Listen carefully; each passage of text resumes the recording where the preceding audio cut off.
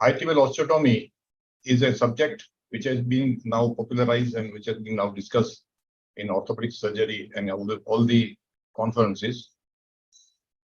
There are multiple ways of doing high-level osteotomy: open wedge, closed wedge, with the different implants.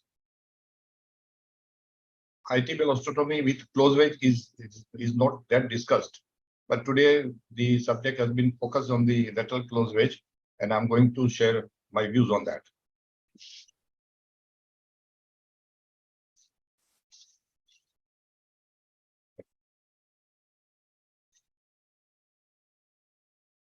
In fact, when I was a resident, I observed this technique many a times with my senior professor, Dr. B.M. Shah. And thereafter, I got opportunity, after I passed my MS Ortho, I got opportunity to work with Dr. K.T. Tolakia in a fellowship program.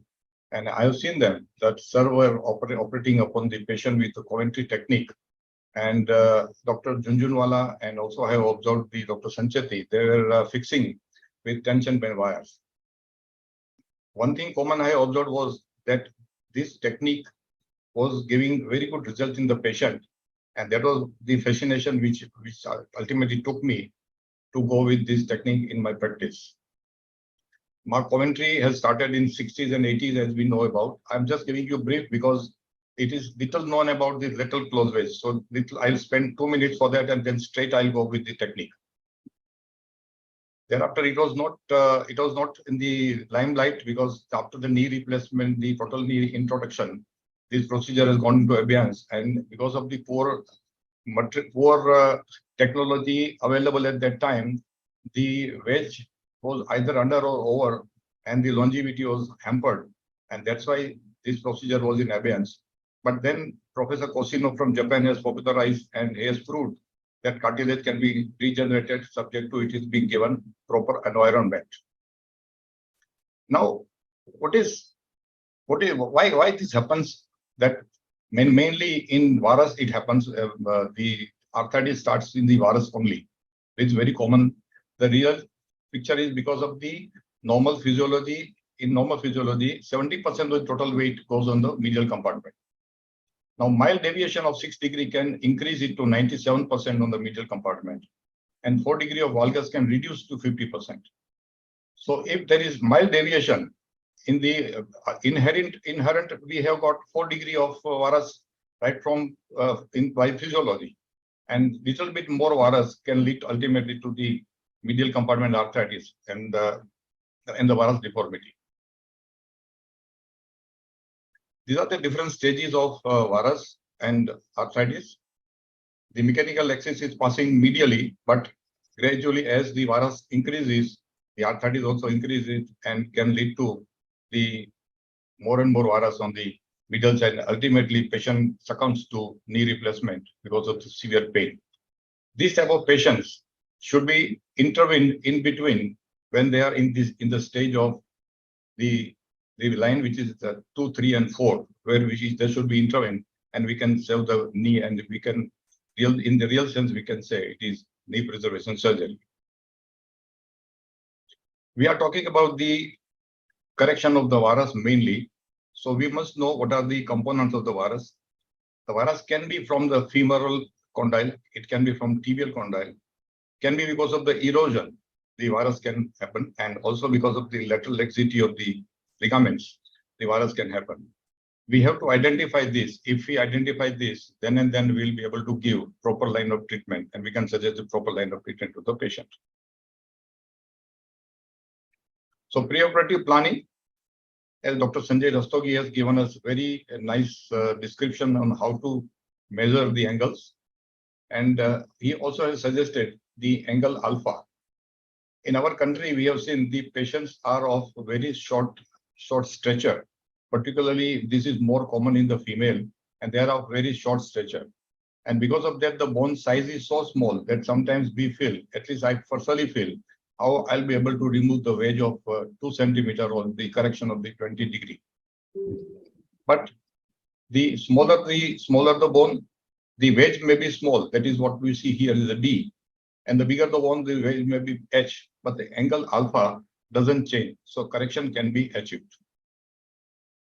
These are the examples how we do measurement in my practice. And as we see here, the same thing has been described by Dr. Sanjay Rastogi. And this is what the procedure of measurement. I use the software Bone Ninja, and I'm very happy using that software. And it gives me perfect wedge preparation before I proceed for the surgery. Here we see the patient where the correction has been done. The line is passing through Fujisawa and the correction is done nicely. And we can see the right leg is now clinically looks straight and in alignment. There are 4 steps of the surgery. The first step is the fibular head excision. The second stage is wedge preparation. Third is closing of the wedge. And the fourth is fixation of the implant. Previously, we were fixing this osteotomy with the staples, but now we have replaced, since last 2 years, we have replaced with the plates. Initially, when I was doing with the staple, I was giving plaster along with, but now with the plate, the plaster has been eliminated. The instruments required, these are the common instruments we need. And the main thing which is necessary to be understood is about the thickness of the saw blade. It should not be more than 0.0 mm. Thinner the blade, the bone loss will be accordingly less, and we can save more bone. And the osteotomy also should be of 0.8 to 1 millimeter thickness, and it should be 2 to 2 centimeter width. And with these basic instruments, we have now recently started using radiolucent retractors and spikes, and they are of immense help during surgery because it doesn't hamper view while using the image intensifier. The surgical technique, supine position with antibiotic prophylaxis under tourniquet with the image intensifier on the contralateral side. This is the basic setup we start with.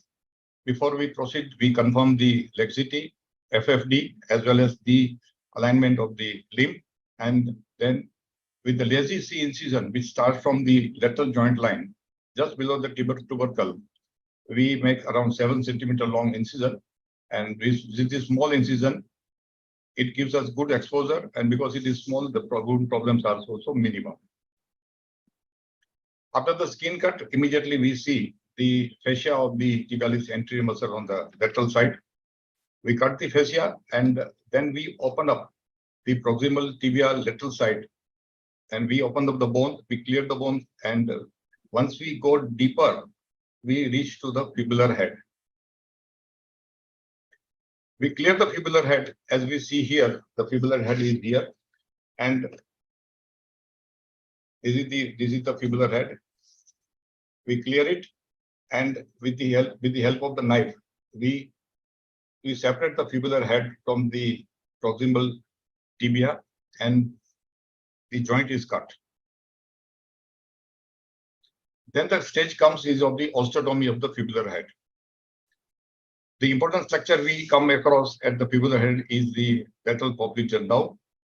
And lateral peroneal nerve, this peroneal nerve is to be protected because it is passing through posterior lateral side of the posterior part of the fibular head. If we chop off the fibular head medially 1/3, we will never come across this nerve unless it is anatomically having mal placement. While putting the osteotome, we should put it at the 45-degree angle so that our tip will never go vertical straight down to the nerve, but it will always go medially when there is no positioning of the nerve, and we deepen the osteotome and then we remove the fibular head. Now proximal tibia fibular joint is clear. So now the second stage thereafter is the clearance of the proximal tibia anteriorly and posteriorly. Proximal third of the tibia just above the tubercle, we clear the bone by cutting the retinacula anteriorly. Once we cut the retinacula laterally from the superior border of the lateral border of the proximal tibia, then straight we can feel that there is a void and this void is between the retinaculum and proximal tibia. There may be septas which we can blunt with a blunt hand, with a blunt finger pushing, we can clear out the proximal tibia. If not, we can use the scissor or knife to cut the septas, and we clear the bone from tibial tubercle up to the joint line anteriorly. So the bone is now open anteriorly, and thereafter the next step comes is the clearance of the proximal tibia from the posterior side, the proximal tibia from posterior side. While doing it, we keep the knee in flexion. As we know that the important structures are passing through the posterior side of the knee, and to protect them, once we flex the knee, all the important structure will fall down, and then from below upward, with a periosteum blunt dissection, we start clearing the tibia proximally. The periosteum from the tibia is cleared up to the level on the medial side completely, from lateral to medial, and then gradually we proceed upward and we reach up to the joint line, and we clear total posterior side of the periosteum. So anteriorly and posteriorly, the periosteum is totally clear, and now the stage comes that we prepare for the osteotomy. We use two K-wires. The first K-wire we pass just 2 centimeters below the joint line, and it just pierces the lateral cortex, medial cortex. And the second wire we fix. Before that, we measure the wedge what we want to remove. This is how we place the ruler, and we measure the length. Here it is 2 centimeters with around 20 millimeters of the correction we want. And we see here that the tendon insertion is just here. The tendon insertion is just here, and the osteotomy will be passing through this plane. So it will, and we definitely we are very careful while doing this osteotomy that we will not damage the tendon. Then we push the second wire, and it will be meeting the first wire medially, and it will touch there. So this is the wedge we are supposed to remove. This is the angle alpha created on the bone under image intensifier, and then we start cutting the bone. First, we cut the proximal. With the saw, we cut the lateral surface, but we never use the saw on the posterior side. Because the anteriorly it is under vision, so we can use with the saw. There is hardly any problem. But we reach up to medial side and we leave last 2 centimeters with the saw. But we never use this saw again, I say, before on the posterior side. Similarly, we use for the distal cut. Again, we use for the anterior side up to medial, we leave it up to 2 centimeters.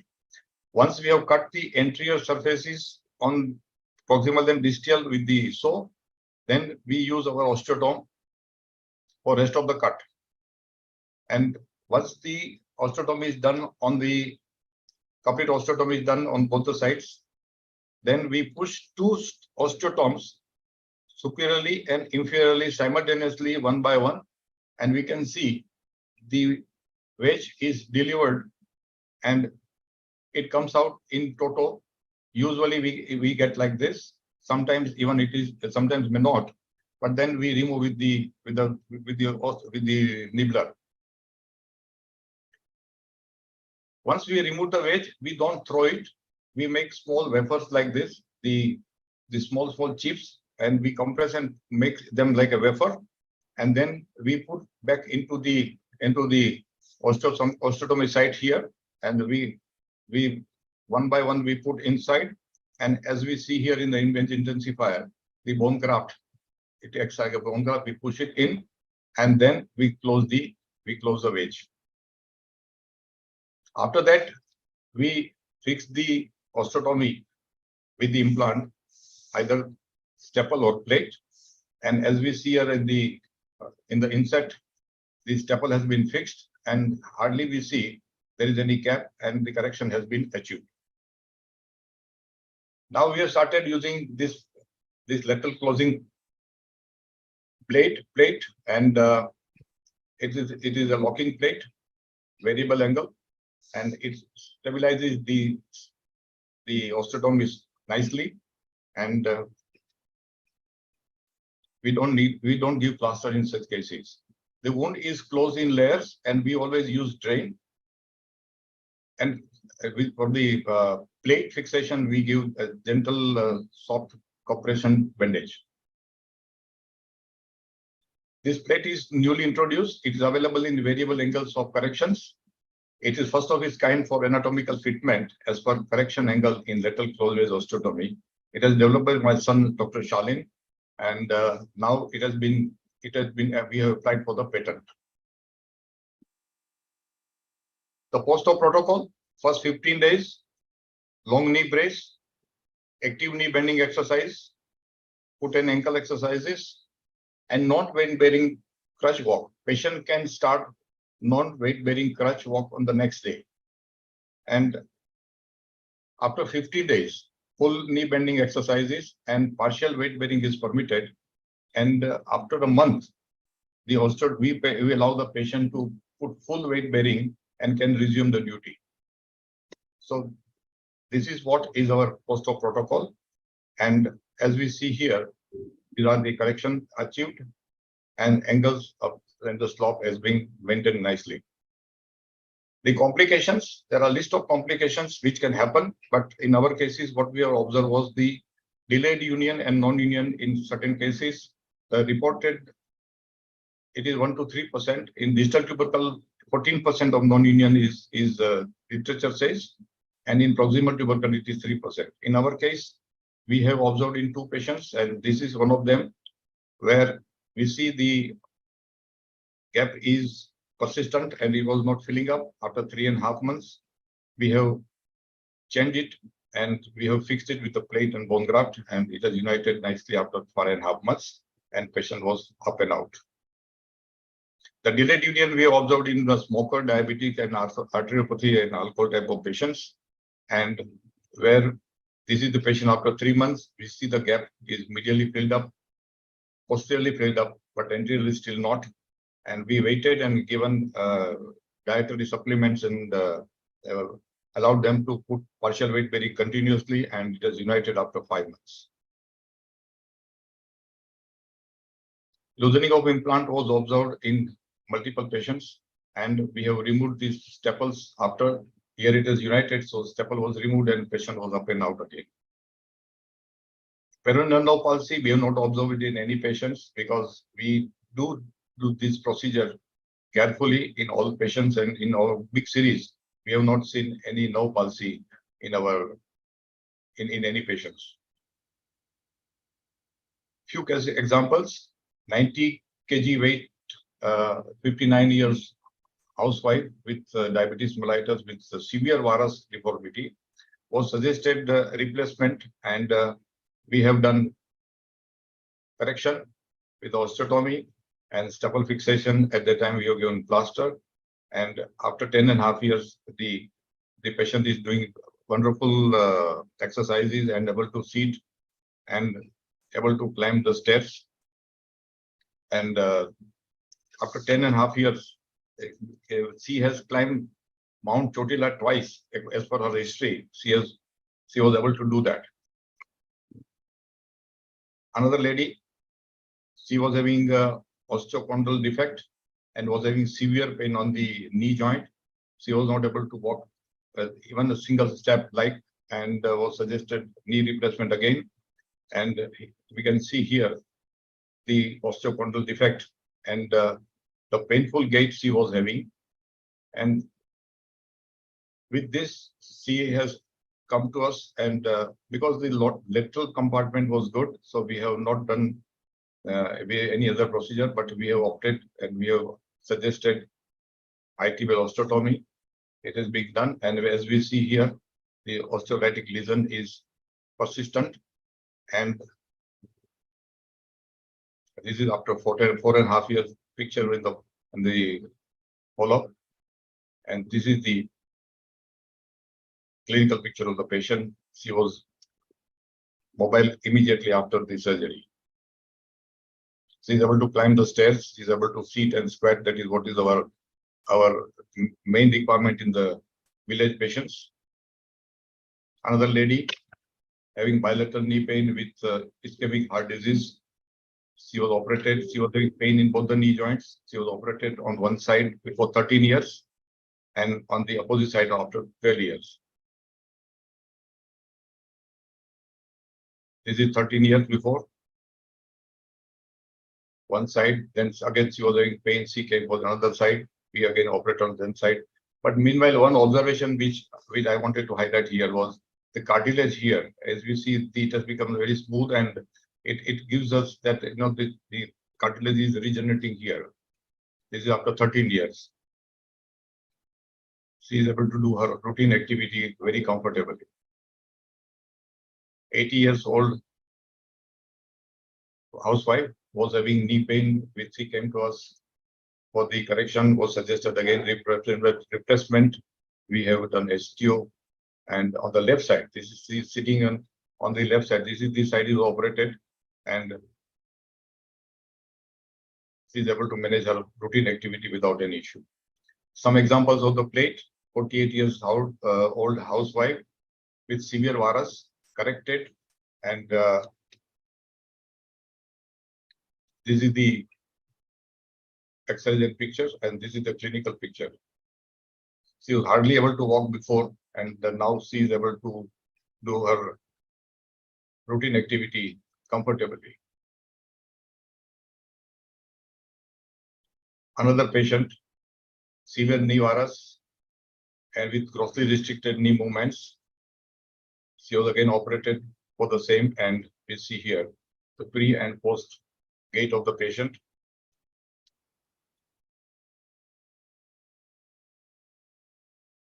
So this is what was the result of this technique. 59 years severe knee varus deformity. She was operated for knee replacement before 5 years, and for the knee pain she came to us for the knee replacement only. Previously also we have operated, but this time we have opted for knee preservation because the lateral joint line was clear, and thereafter the procedure was done. Now this is her gait before and after the surgery. Another 52 years old male, severe bilateral knee varus with hypertension and diabetes. We have operated on both the sides. These are the X-rays and scanograms, and this is the clinical picture of correction, and this is the pre and post gait of the patient.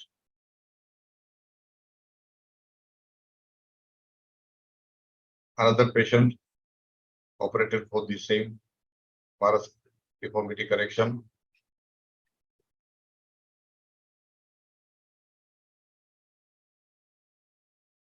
So these are the results of this surgery, and these are the patients who are operated in this hospital. There's a few patients who are operated here in this hospital up till now, and out of that, one patient was of 120 kg. Another lady we have seen was of 32 years, and 80 years lady also was operated with the same technique. So the results are remarkable unless the planning is done properly, proper alignment is done. If the measurement and proper alignment is done perfect, and it's a procedure of choice in young patients with medial compartment osteoarthritis. This is what is our message. And Dr. Kenty Zolokia, who said that although HTO has become secondary to uni in the Western world, but it will remain in this part of the world. And I'm thankful to Dr. Prosino for giving me a lot of encouragement for this technique. Thank you.